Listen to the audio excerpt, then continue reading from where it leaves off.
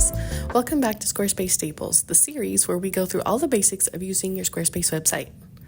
Okay, so when I say resize images, I actually mean two things.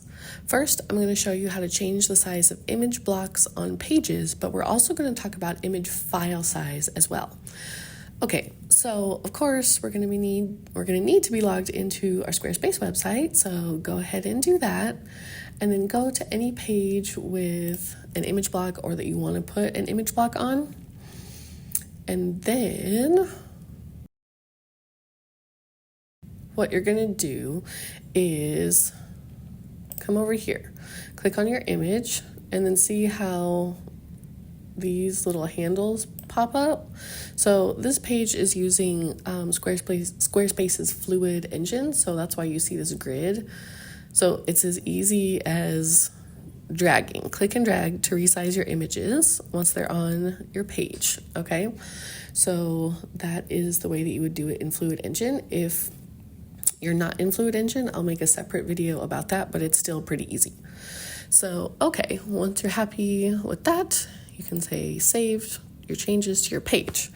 But if you are needing to change the actual size of this image, and keep in mind, you want to keep your images on your website to 250 kilobytes or less, just so that your pages load quickly and you don't have any downtime, things like that. Then what you're going to do, okay, so I've got this file size. It's a PNG, which are usually bigger. It's 654 kilobytes. That's obviously more than 250, right? So go ahead and open it up. Okay, so what you can do is come up here and say resize image.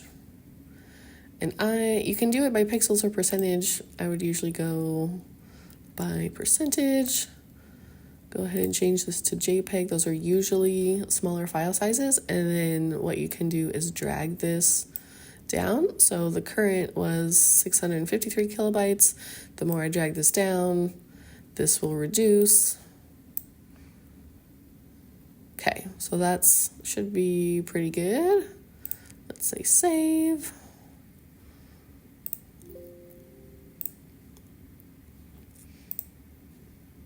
And now we have a smaller file size.